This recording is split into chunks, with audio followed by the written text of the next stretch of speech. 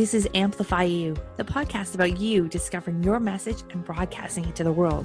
If you're a coach, author, or speaker, you'll want to tune in. If you're looking for the best return on your time investment to get your message out to the world in a bigger way, we're giving you full access and behind the scenes look of how we're running our podcast, how our clients have found success, and what you can do to launch your podcast today.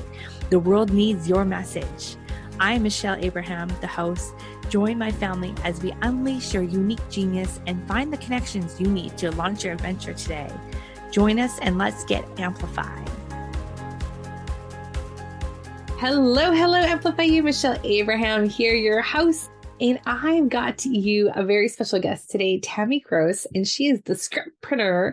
And let me just tell you a little bit about this amazing lady. She has, oh my gosh, so many stories of being a writer, being in Hollywood, being at all things to help people get their scripts noticed and seen. And she's got this really cool podcast called Real Life Stories, which we had the pleasure of launching last summer.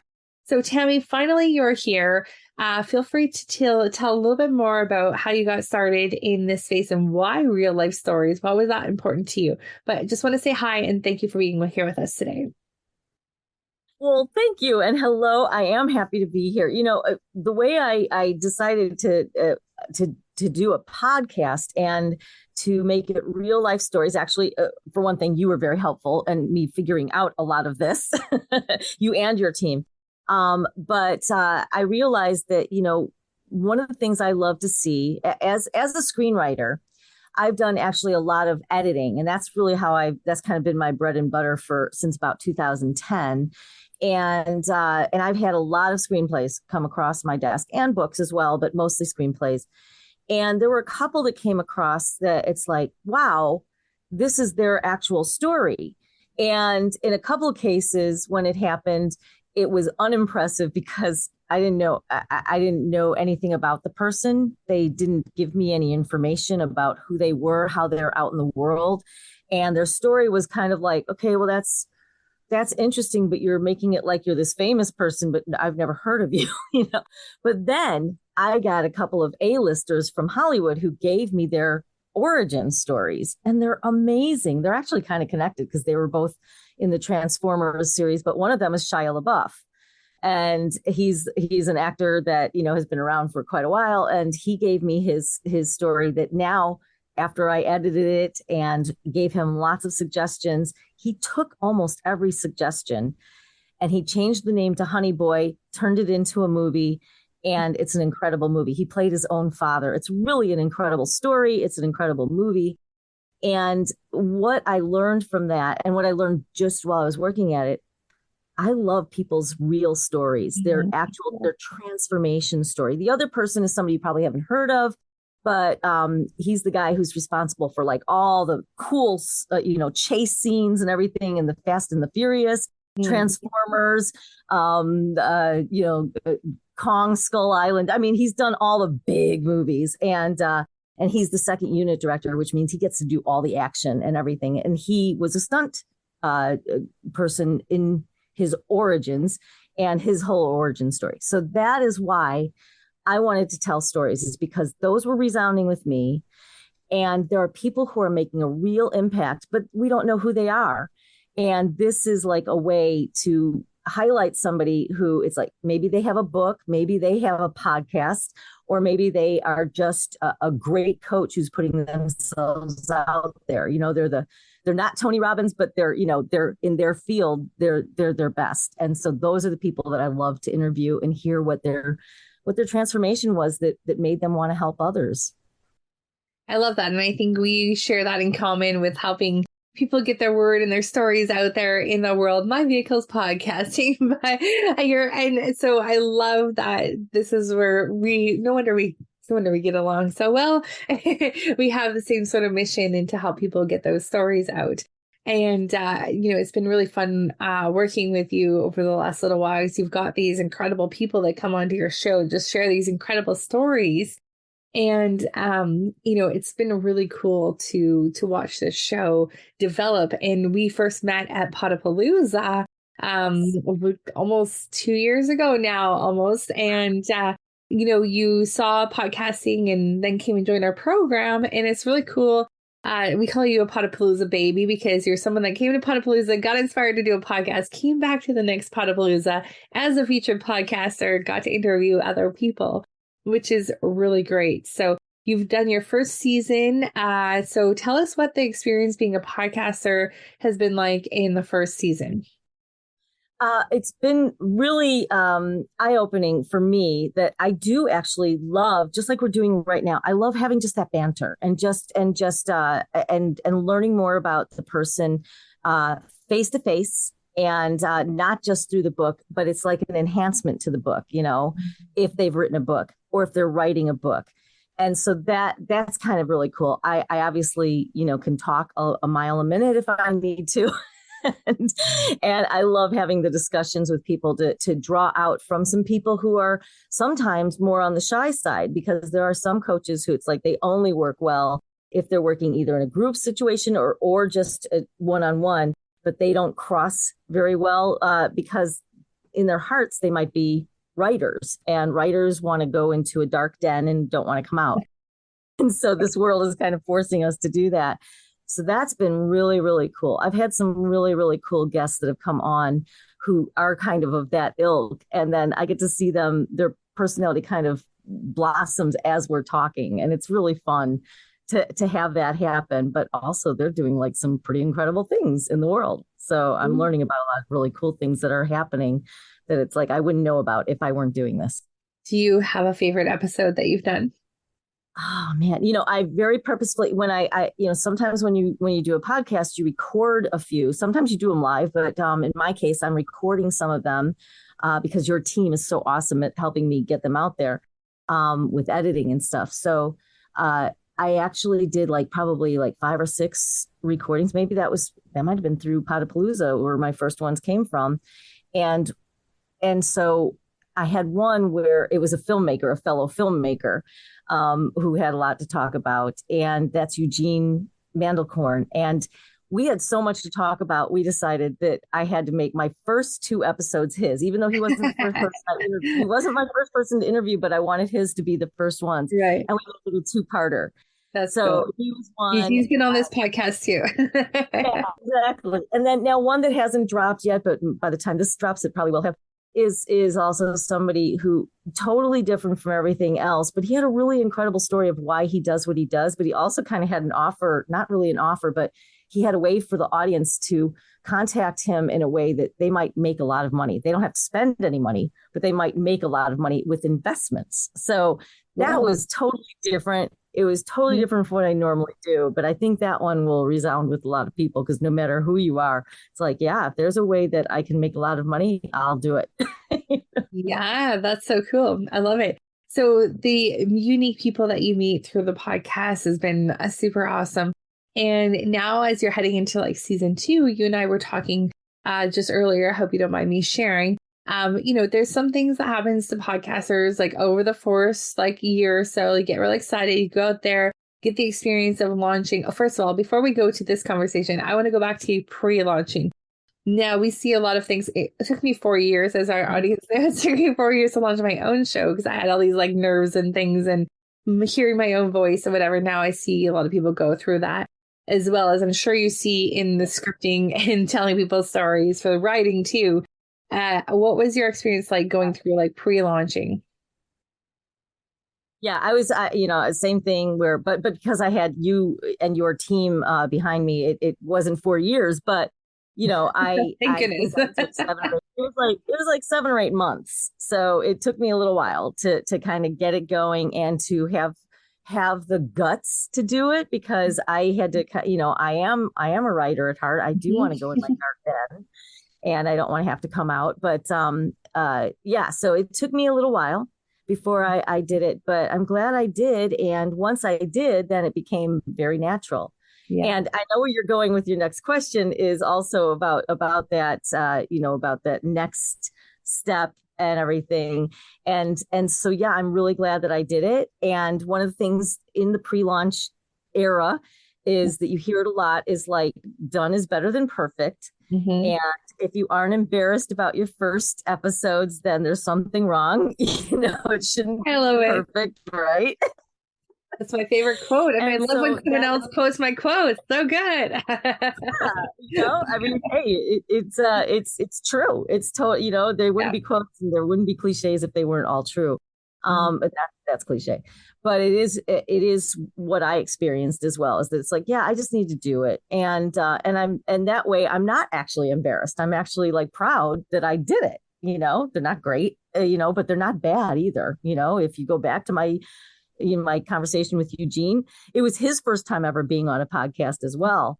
And so it was a first for us both in a lot of ways. And it was really, I think it's really good. So good that we made it into 2 episodes. And so then now that I've done a lot of those, I realize, okay, those align with what I love and who I am and everything. But I do feel like I'm ready for a shift. Mm-hmm. Yeah. And I wanted to talk about the shift because this is where people give up, right? And this is where so many people are like, oh, shoot.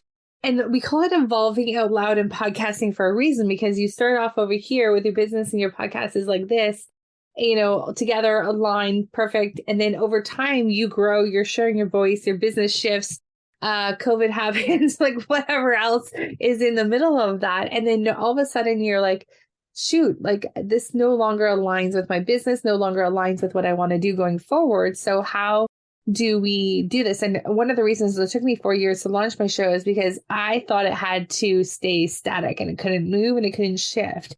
And now learning that actually now is the best time to reassess. Like after 20 episodes, I say, you usually hit this point where you're like, okay, now I've talked about all the things I wanted to talk about. Now it's like, is this working in my business? Am I making money from this? Is it integrated in a way that it's serving me by getting in front of my ideal audience, my ideal clients, or my ideal, joint venture partners? And if it's not, then like, okay, let's look at a refresh or relaunch, realignment, right? I love this, like rediscover what it is that you're passionate about, where you want to go, realign your podcast, reignite it, and then relaunch it, right? So it's like all these R's, the redo. And it's perfectly okay. And there's nothing wrong with that. And you're not giving up. You're not wasting the first season. The first season was great for what it was. Now, second season, and what I see oftentimes happening, second season, people get a little bit more dialed in to their topic and more comfortable with their own voice. And then it keeps on going in a great way. And in fact, someone showed me today a show. I think you should never ever give up on a podcast, because even if you have 20 or 50 episodes there's people are still going to be listening to them over time. I was on the call earlier today with someone who has launched a podcast like 7 or 8 years ago. He hasn't put a single episode out in 2 years, yet every month he gets about 5 or 6,000 downloads on his show. So over the course of time, people are still listening to it. People are still consuming it, even though he's not publishing it anymore. So I thought that was interesting. Yeah, that is so true. And that brings up an interesting point. You had asked me, I do have a few favorites, but going back to, since I've already mentioned him, Eugene, he's got new things that are happening now that I think people will want to go back and see, well, what was that like when he was planning that? And, what's the idea behind this? Because there's a big idea behind everything he's putting out there. He's all about solution films, which is kind of like a new genre that he's invented. And so that is something that I'm reinventing myself right now in figuring out that, yeah, okay, I've gotten a lot of these stories out and I think that they're going to be great for people to come back and visit. There's some really interesting people on here. But I also know that I need to evolve a little bit as somebody who's interviewing, but also I want to be more helpful to the people who come on to my podcast. So I'm kind of shifting a little bit so that it's a little bit more almost like not really a workshop, but kind of like a workshop that's, for everybody to kind of figure out what is best for them as they're writing their own story and as they're trying to get their story out to the world and everything. So I'm going to be able to be more helpful, I think, in their journey for doing that. Yeah, and I think just from talking to you this morning about like some of the things, I'm not going to give away all of the good stuff that you're going to Yeah. do, but I'm gonna kind of pull a couple of things out because I think it will be really helpful for our audience. That one of the things when you're interviewing other people is that you lose your authority and credibility a little bit because you're always like, lifting the other person up, which is great. You're hearing their story, whatever, but sometimes we don't bring it back to our own training and our own methodology and stuff too. So one of the things that I think is going to be great for you is like we talked about doing like maybe like doing someone's script review like live on the show. So this is like something that people would pay a service for normally.